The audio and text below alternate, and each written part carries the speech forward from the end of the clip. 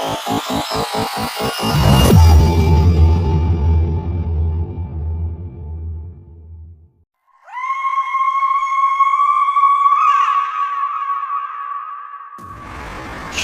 के जाने माने रईस हीराचंद और उनकी पत्नी सुजाता की चमचमाती महंगी कार बंगाल की एक पुरानी बस्ती की सुनसान गली में एक बेरौनक से पुराने मकान के बाहर आकर रुकती है।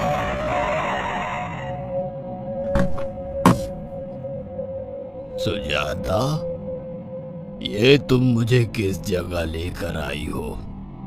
ये तो कोई गरीबों की बस्ती लगती है। यहाँ ऐसा क्या है? हीराचंद की कुछ भी समझ में नहीं आ रहा था कि सुजाता उसे ऐसी अजीब सी जगह क्यों लाई है, जिस मकान में दिन में भी अंधेरा दिख रहा था और धुआं उठ रहा था। आप मेरे साथ अंदर चलिए, सब समझ जाएंगे। यहाँ हमारी हर समस्या का समाधान मिलेगा। सुजाता और हीराचंद आशंकित कदमों से उस मकान में दाखिल होते हैं। तभी उन्हें किसी महिला की बाहरी आवाज सुनाई पड़ती है। चले आओ, चले आओ। हीराचंद ने देखा कि उस मकान के अंदर अंधेरा था। अचानक हीराचंद की निगाह एक कमरे की ओर पड़ी, जिसके अंदर हल्की हल्की सी रोशनी आ रही थी और उस कमरे के अंदर से धुआं उठ रहा था। शायद उस कमरे के अंदर आग जल रही थी। है, ये किसकी आवाज है? यहाँ इतना अंधेरा क्यों है और ये धुआं कैसे उठ रहा है? मेरा तो यहाँ दम घुट रहा है। सुजाता और हीराचंद धीरे धीरे कदमों से उस कमरे के अंदर चले गए। अंदर वाले कमरे में बिखरे बाल वाली एक खूबसूरत सी बूढ़ी औरत सामने जल रही आग में एक मुर्गी की गर्दन काटकर उसका खून गिरा रही थी और मुर्गी का शरीर झटपटा रहा था। ये देखकर सुजाता को उबकाई आने लगी।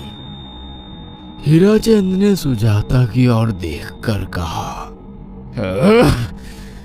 तुम ही मुझे यहाँ लेकर आई हो और खुद ही घबरा रही हो। कौन है ये भयानक सी शक्ल वाली औरत और हम यहाँ क्यों आए हैं? अचानक उस औरत ने एक झटके में मुर्गे की गर्दन धड़ से अलग कर दी। ये देखकर सुजाता के मुंह से चीख निकल गई और सेठ हीराचंद भी सहम गया। वो बहुत डरावना नजारा था। ये अघोराताई हैं। ये हमें अपनी काली तंत्र विद्या से संतान सुख प्रदान कर सकती हैं। इसलिए मैं आपको यहाँ लेकर आई हूँ। कैसी बात करती हो? जहाँ बड़े से बड़े डॉक्टर सफल नहीं हुए, वहाँ ये मामूली औरत क्या कर लेगी? हीराचंद की बात सुनकर अघोरिताई ने गुस्से से हीराचंद की ओर देखकर कहा, नादान हीराचंद, काली विद्या में इतनी शक्ति है कि मरे को भी जिंदा कर दे।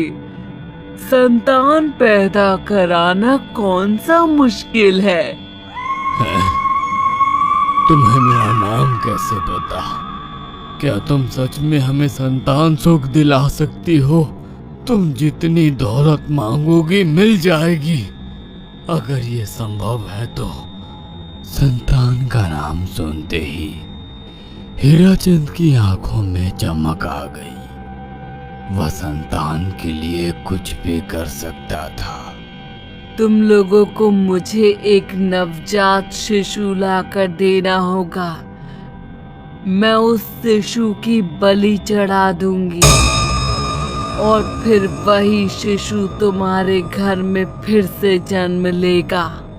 नवजात शिशु की बलि का नाम सुनते ही सुजाता और हरिचंद डर के मारे सिहर गए, पर उनकी आंखों में उनकी संतान का सपना ज्यादा बड़ा था। वो सब करने को तैयार थे। अघोरा ताई, आप जैसा कहेंगी हम वैसा करेंगे। बस हमें संतान सुख दिला दो। बिना वारिस के हमारी दौलत किस काम की।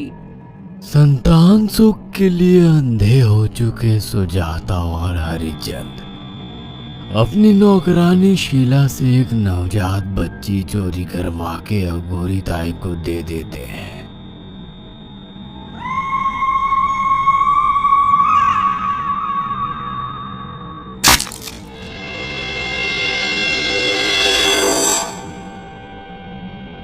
उस शिशु की बलि से सुजाता गर्भवती हो जाती है। देखा आपने अघोरा की तंत्र शक्ति। मुझे उस पर पूरा भरोसा था। चलो चलकर उन्हें धन्यवाद कहते हैं। हीराचंद और सुजाता अघोरा ताई के पास पहुंचते हैं। वो दोनों बहुत खुश थे और अघोरा पर उन्हें अंधविश्वास हो गया था। अघोरा ताई, आप महान तंत्रिका है। आपने वो चमत्कार कर दिखाया जो बड़े बड़े डॉक्टर नहीं कर सके। ये काली विद्या है बेटा। अगर तुम दोनों चाहो तो मैं इस विद्या से तुम दोनों को हमेशा के लिए जवान बना सकती हूँ। क्या सच में ऐसा संभव है? हाँ बिल्कुल, पर इसके लिए तुम्हें जवान लड़के और लड़कियों की बलि चढ़ानी होगी। तुम उन्हें यहाँ तक लाओ, बाकी मैं देख लूंगी। जवान रहने की लालच में अंधे सुजाता और हरिचंद एक अनाथ आश्रमों से हर रोज एक लड़की या लड़के को गोद लेने के बहाने अघोरी के पास बलि चढ़ाने ले जाने लगे।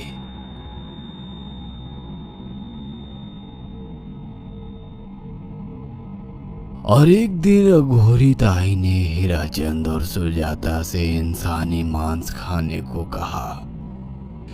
पूरी तरह से इंसान से हैवान बन चुके अब वो दोनों इंसानी मांस खाने के लिए तैयार भी हो गए। ये गर्म खून और मांस खाकर तुम लोगों की उम्र भी बढ़ जाएगी। खाओ इसे। हाँ, सच में ये इंसानी मांस बड़ा स्वादिष्ट है।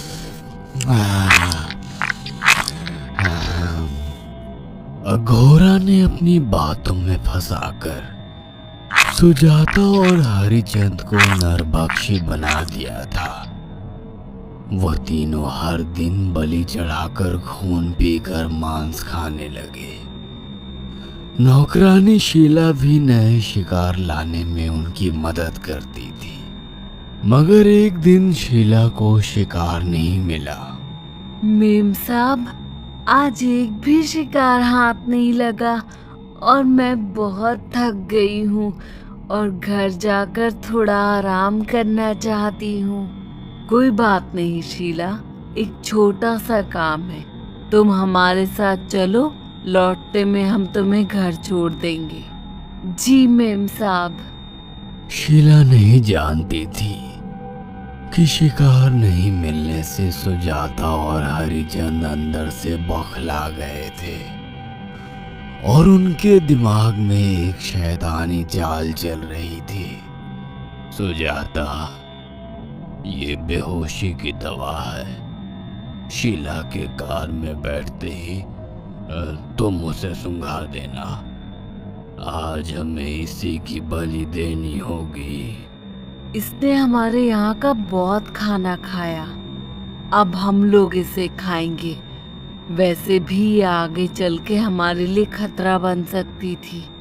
कार में बैठते ही सुजाता शीला को बेहोश कर देती है और वो लोग सीधे अघोरी ताई के यहाँ पहुंच जाते हैं, जहां अघोरी ताई शीला की बलि चढ़ा देती है और तीनों मिलकर उसे नोच कर खाते हैं।